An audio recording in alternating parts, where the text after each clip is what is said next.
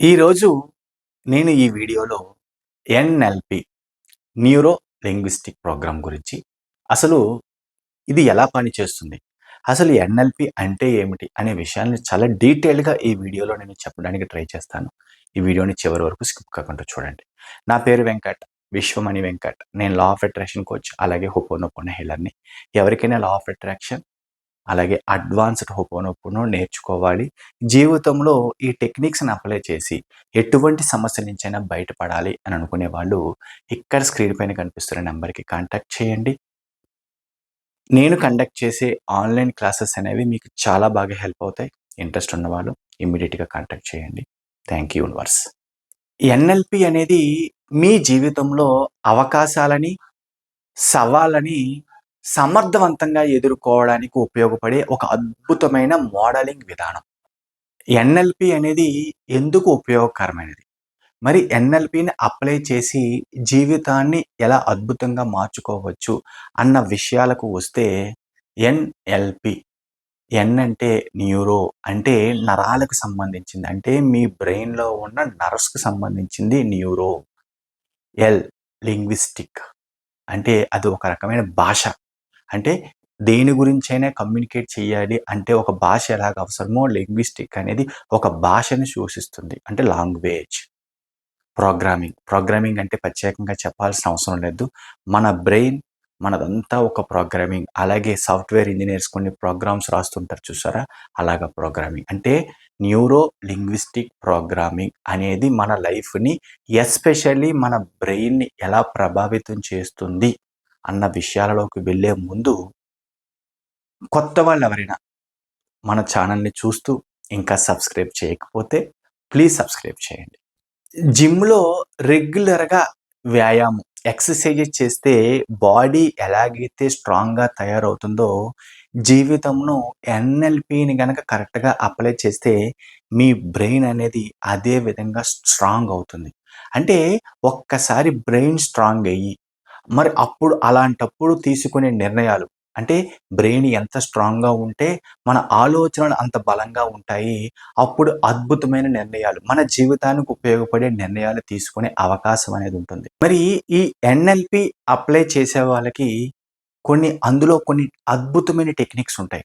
అందులో కొన్నాటిల్ని ఈ వీడియోలో డిస్కస్ చేద్దాము. అందులో ఒకటేంటంటే యాంకరింగ్. అంటే పాత జ్ఞాపకాలని గుర్తు చేయడం ద్వారా. చూడండి పాత జ్ఞాపకాలని ఒక పాట రూపంలో గానీ, లేదంటే కొన్ని మాటల రూపంలో గానీ గుర్తు చేయడం ద్వారా గత స్మృతులకు తీసుకొని వెళ్ళొచ్చు. యాంకరింగ్ గుర్తుపెట్టుకోండి చాలా ఇంపార్టెంట్. మీరు గనక ఒక అంటే మీ చైల్డ్‌హుడ్‌లో 10థ్ క్లాస్‌లో కానీ, ఇంటర్మీడియేట్‌లో కానీ మీకు బాగా ఇష్టమైన పాటను గనక ఒక్కసారి తలుచుకున్నారనుకోండి ఫర్ ఎగ్జాంపుల్. అప్పుడేమవుతుంది? మీరు ఆ గత స్మృతులకి ఆ రోజుల్లో మీరు ఎలా ఉండేవారు? ఆ రోజుల్లో ఏ ఇంట్లో ఉండేవారు? అన్న విషయం అయితే ఇమ్మీడియేట్‌గా అక్కడికి వెళ్ళడం జరుగుతుంది కదా! అంటే గతంలో జరిగిన కొన్ని సంఘటనలు గుర్తు చేయడం ద్వారా, ఒక పాటల రూపం ద్వారా యాంకరింగ్ అంటే ఇలాంటి ఒక టెక్నిక్ ఉపయోగించి అక్కడికి తీసుకువెళ్ళొచ్చు. గతానికి తీసుకువెళ్ళొచ్చు అని చెప్పేదే యాంకరింగ్. శక్తివంతమైన భావోద్వేగాన్ని ఒక ట్రిగ్గరింగ్‌తో జత చేయడం. అంటే అప్పటి విషయాల్ని గుర్తు చేస్తూ అంటే ట్రిగ్గరింగ్ పాత విషయాల్ని గుర్తు చేస్తూ ఒక పాట వినిపించడం ద్వారానో, ఒక సంఘటన గుర్తు చేయడం ద్వారానో పాత భావోద్వేగాన్ని ట్రిగ్గరింగ్ చేసి జత చేయడం అన్నమాట. చాలా అద్భుతంగా ఎస్పెషల్లీ ఏంటంటే సైకలాజికల్‌గా కొంతమంది చూడండి సైకియాట్రిస్ట్ గతాన్ని చూపిస్తూ గతంలో జరిగిన విషయాలను గుర్తు చేస్తూ ఉంటారు చూసారా? అలాంటి కోవకే చెందుతుంది ఈ పాయింట్ యాంకరింగ్. ఎస్పెషల్లీ హిప్నాటిజం చేసేటోళ్ళు గతంలో జరిగిన సంఘటనలు గుర్తు చేస్తూ ఆ రోజులకు తీసుకువెళ్తూ ఉంటారు. అలాంటి విషయానికే చెందిందే ఈ యాంకరింగ్ అనేది. రెండోదేంటంటే ర్యాపోర్ట్ బిల్డింగ్. అంటే ఎఫెక్టివ్ కమ్యూనికేషన్‌కి ఇది ఒక బేస్ అన్నమాట. అంటే వాయిస్ యొక్క పిచ్, వాయిస్ బేస్ సహజంగానే మీ వాయిస్ ద్వారా లేదంటే మీ కొన్ని సౌండ్స్ ద్వారా ఆటోమేటిక్‌గా ఒక రకమైన భావోద్వేగానికి తీసుకువెళ్ళడం కోసం ఉపయోగపడేది ర్యాపోర్ట్ బిల్డింగ్. ఎందుకంటే కొంతమంది ఏంటంటే సైకలాజికల్‌గా డిస్టర్బ్ అయ్యే వాళ్ళకేంటంటే కొన్ని వాయిస్ బేసెస్ ద్వారా, కొన్ని శబ్దాల ద్వారా వాళ్ళలో ఉన్న సహజత్వాన్ని బయటికి తీసుకురావడానికి ట్రై చేస్తూ ఉంటారు. ఇలాంటి ర్యాపోర్ట్ బిల్డింగ్ అనే టెక్నిక్ ద్వారా. ఇవన్నీ ఏంటంటే ఎన్ఎల్‌పిలో ఉన్న కొన్ని కొన్ని టెక్నిక్స్. అందులో వీలున్నంత వరకు కొన్ని చిన్న చిన్న పాయింట్స్ ఎగ్జాంపుల్స్ ద్వారా మీకు చెప్పడానికి నేను ట్రై చేస్తున్నాను. మీరు చాలా క్లియర్‌గా అర్థం చేసుకోవడానికి ట్రై చేయండి. అవసరమైతే ఒక్కసారి బ్యాక్‌కి వెళ్లి మళ్ళీ వినడానికి ట్రై చేయండి. ఒకటిది యాంకరింగ్ గురించి చెప్పుకున్నాం.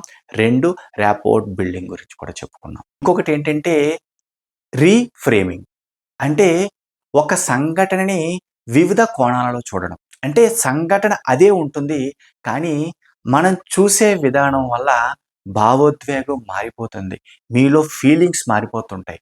దానికి ఒక ఎగ్జాంపుల్‌గా చెప్పాలి అంటే ఫర్ ఎగ్జాంపుల్ ఎవరైనా సరే బైక్ మీద బయటికి వెళ్లారు. ఆఫీస్‌కి ఎక్కడికో వెళ్లారు. అక్కడ చిన్నది అంటే ఒక పెద్ద వెహికల్ వచ్చి గుద్దింది. అంటే తప్పు ఎవరిదన్న విషయం పక్కన పెడితే చిన్న యాక్సిడెంట్ జరిగింది. నిజంగా చెప్పాలంటే కొంచెం పెద్ద యాక్సిడెంట్ అవ్వచ్చు. ఏమైందంటే కాళ్ళ దగ్గర, చేతి దగ్గర చాలా విపరీతంగా స్క్రాచెస్ పడ్డాయి. బాగానే స్క్రాచెస్ పడ్డాయి. యాక్సిడెంట్ జరిగింది. అయ్యో! యాక్సిడెంట్ జరిగింది అని విపరీతంగా ఫీల్ అవ్వడం అనేది ఒక రకమైన భావోద్వేగం. అయ్యో! ఏమైపోతుంది అనేసి. కానీ ఇదే సంఘటన అదే. కానీ దానిని వేరే కోణంలో చూస్తే ఇమ్మీడియేట్‌గా అమ్మో! అంత పెద్ద వెహికల్ బైక్‌ని గుద్దింది. అంత పెద్ద జంక్షన్‌లో ఆ వ్యక్తి అంత దూరం బైక్ పైన అలా స్కిడ్ అయ్యి ఎళ్ళాడు. కేవలం చిన్న చిన్న స్క్రాచెస్ తోటే బయటపడ్డాడు. హమ్మయ్య! He is safe. అతను బాగానే ఉన్నాడు. చిన్న చిన్న స్క్రాచెస్సే అనే రీఫ్రేమింగ్ చూడండి. ఆ కోణంలో గనుక ఆలోచించగలిగితే భావోద్వేగం మారిందా లేదా? అంటే సంఘటన అదే. కానీ ఆలోచించే విధానం మారేసరికి ఫీలింగ్స్, ఎమోషన్స్, భావోద్వేగాలు మారిపోతాయి. దానినే రీఫ్రేమింగ్ అంటారు. జరిగిన సంఘటనని వేరే కోణంలో చూడడం అలవాటు చేసుకుంటే ఆటోమేటిక్‌గా భావోద్వేగాలు అనేవి మారిపోతాయి.